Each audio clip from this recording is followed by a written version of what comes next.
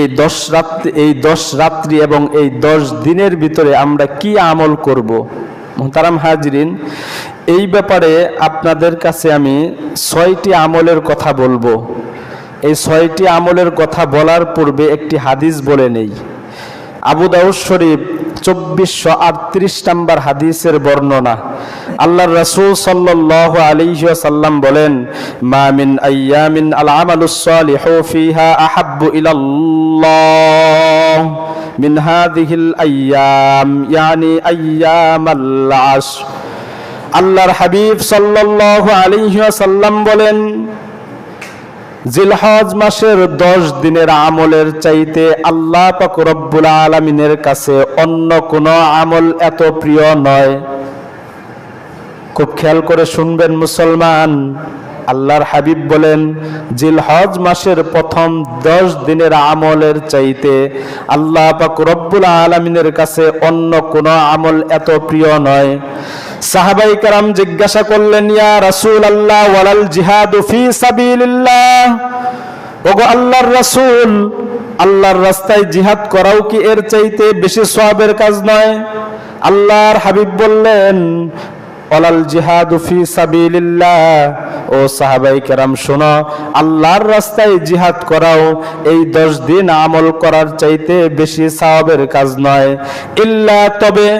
ইল্লা তবে রজুলুন, ওই ব্যক্তির কথা ভিন্ন, ওই শহীদের কথা ভিন্ন, যেই ব্যক্তি খরাজা বিনাফসিহি ওয়া মালিহি ফালাম ইয়ারজি' মিন যালিকা বিশাইইন, যেই ব্যক্তি নিজের মাল নিজের সম্পদ নিয়ে আল্লাহর রাস্তায় বের হয়েছে, বের হওয়ার পরে কোনো জিনিস নিয়ে ফিরে আসে নাই, অর্থাৎ ওই ব্যক্তি শাহাদত বরণ করেছে, শহীদ হয়েছে।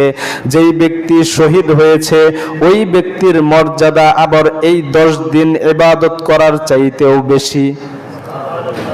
তাহলে শহীদের মর্যাদা, যেই ব্যক্তি শাহাদত বরণ করেছে, এই 10 দিন ইবাদত করলে যেই সওয়াব তার চাইতে বেশি সওয়াব আল্লাহ ওই শহীদের আমল নামায় লিখে দেন। মুহতারাম হাজিরিন, এই হাদিস থেকে আমরা একটা জিনিস স্পষ্ট হলো আমাদের, সেটি হচ্ছে এই দশকের ভিতরে বেশি বেশি নেক আমল করা। কারণ আল্লাহর রাসূল এই হাদিসের ভিতরে বলেছেন, এই 10 দিনের নেক আমলের চাইতে অন্য কোন নেক আমল আল্লাহ তাআলার কাছে প্রিয় নয়। আপনি যে কোনো নেক আমল এই দশকের ভিতরে করতে পারেন। আমি আজকে ইনশাআল্লাহ নেক আমলের ভিতর থেকে 6টি বা 5টি নেক আমল নিয়ে আলোচনা করব ইনশাআল্লাহ তাআলা।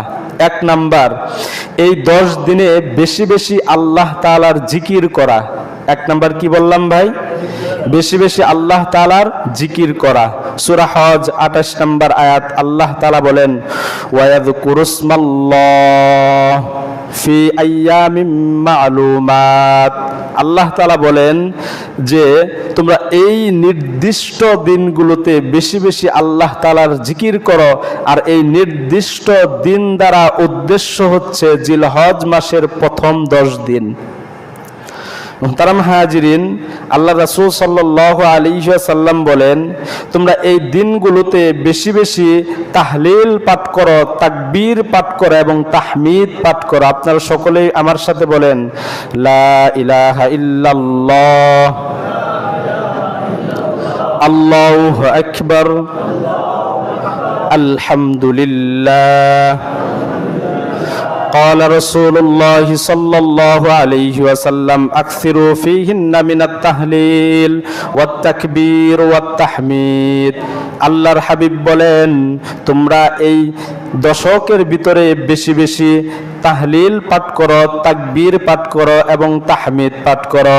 অর্থাৎ বেশি বেশি লা ইলাহা ইল্লাল্লাহ পাঠ করো, বেশি বেশি আল্লাহু আকবার পাঠ করো, বেশি বেশি আলহামদুলিল্লাহ পাঠ করো। পাঠ করা যাবে তো ইনশাআল্লাহ?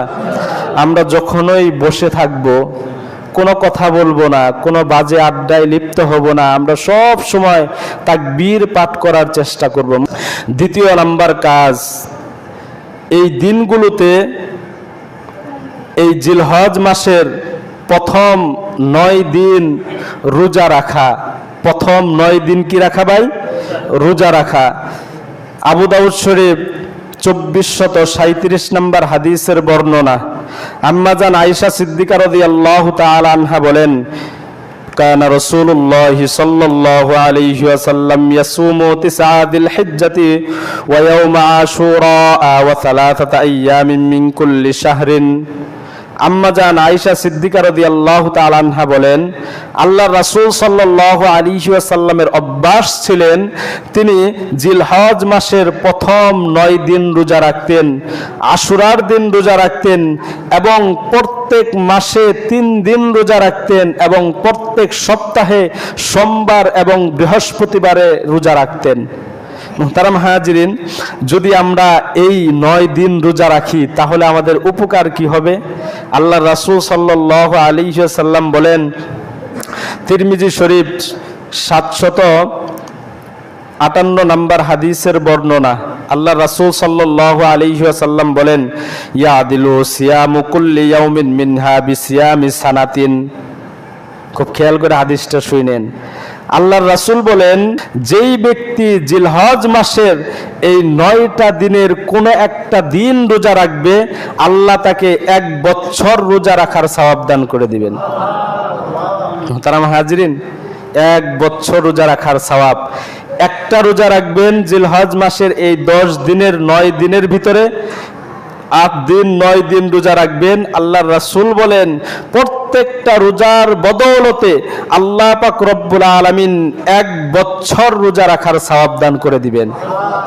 আর যদি আরাফার দিন রোজা রাখেন, আল্লাহ রাসূল সাল্লাল্লাহু আলাইহি ওয়াসাল্লাম বলেন, আরাফা হচ্ছে জিলহজ মাসের 9 তারিখ, জিলহজ মাসের 9 তারিখ।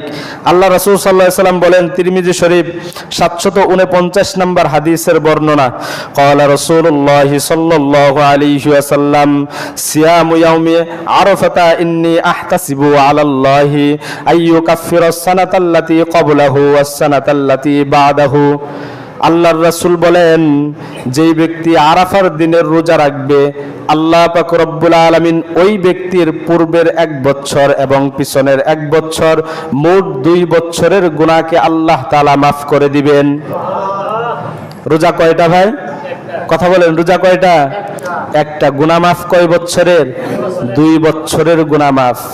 1 বছরের এমন গুনাহ যেগুলো আপনি করেছেন, আরেক বছরের এমন গুনাহ যেগুলো আপনি করেন নাই, আল্লাহর রাসূল বলেন, আল্লাহ পাক রব্বুল আলামিন আরাফার দিনের একটা রোজা রাখার কারণে আল্লাহ তাআলা ওই ব্যক্তির 2 বছরের গুনাহগুলোকে আল্লাহ মাফ করে দেন। তো এই রোজাগুলো রাখা যাবে তো ইনশাআল্লাহ?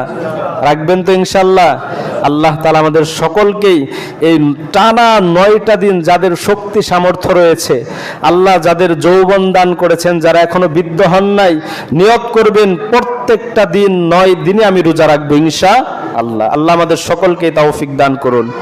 3 নাম্বার আমল হচ্ছে রাত্রি জাগরণ করা। কি করা ভাই? রাত্রি জাগরণ করা। আল্লাহ রাসূল সাল্লাল্লাহু আলাইহি ওয়াসাল্লাম বলেন, ওয়া কিয়ামু কুল্লি লাইলাতিন মিনহা বিকিয়ামি লাইলাতিল কদরি। যারা এই জিলহজ মাসের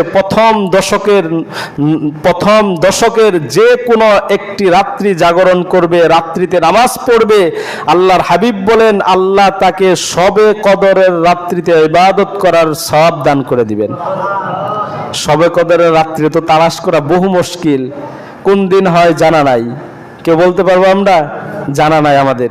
কিন্তু এই জিলহজের যে 10 দিন, এটা তো আমাদের জানা আছে, তাই না ভাই? এই 9 রাত্রি তো আমাদের জানা আছে। যে কোনো এক রাত্রিতে আপনি কিয়ামুল লাইল করবেন, রাত্রি জাগরণ করবেন, রাত্রিতে ইবাদত করবেন। আল্লাহর হাবিব সাল্লাল্লাহু আলাইহি ওয়াসাল্লাম বলেন, শবে কদরে ইবাদত করলে যে সওয়াব, আল্লাহ তাকে ওই সওয়াব দান করে দিবেন। সুবহানাল্লাহ। 4 নাম্বার, তাকবীরে তাশরিক পড়া। এটা হচ্ছে আরাফার দিন ফজরের নামাজের পর থেকে নিয়ে 13 জিলহজ আসরের নামাজ পর্যন্ত মোট 23 ওয়াক্ত তাকবীরে তাশরিক পাঠ করা। তাকবীরে তাশরিক আপনারা পারেন আপনারা? বলেন তো দেখি। আল্লাহু আকবার, আল্লাহু আকবার, লা ইলাহা ইল্লাল্লাহু, আল্লাহু আকবার, আল্লাহু আকবার, ওয়ালিল্লাহিল হামদ।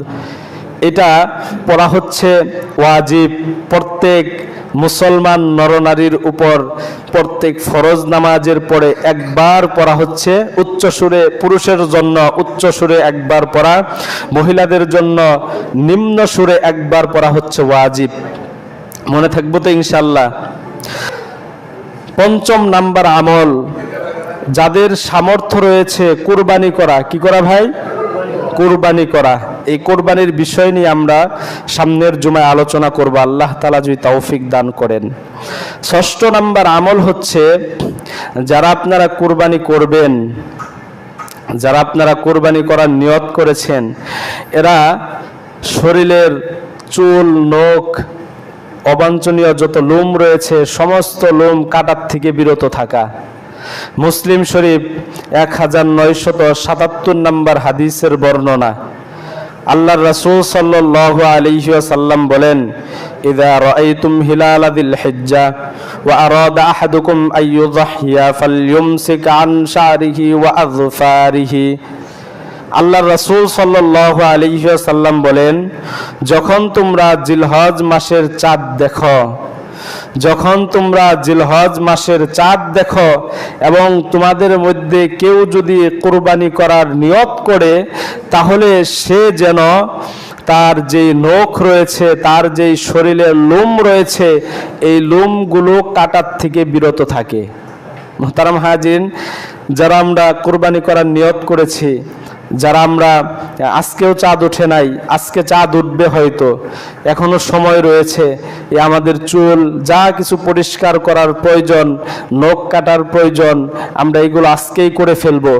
অন্য হাদিস থেকে জানা যায়, যারা আমরা কুরবানি করি না, যদি কোনো ব্যক্তি এই জিলহজ মাসের 10 দিন নিজেদের এই অবাঞ্ছনীয় যে লোম রয়েছে এগুলো কাটার থেকে বিরত থাকে, শরীরের হাতের নখ রয়েছে এগুলো কাটার থেকে যদি বিরত থাকে, তাহলে আল্লাহ তাআলা তাদেরকে কুরবানি করার সওয়াব দান করে দিবেন।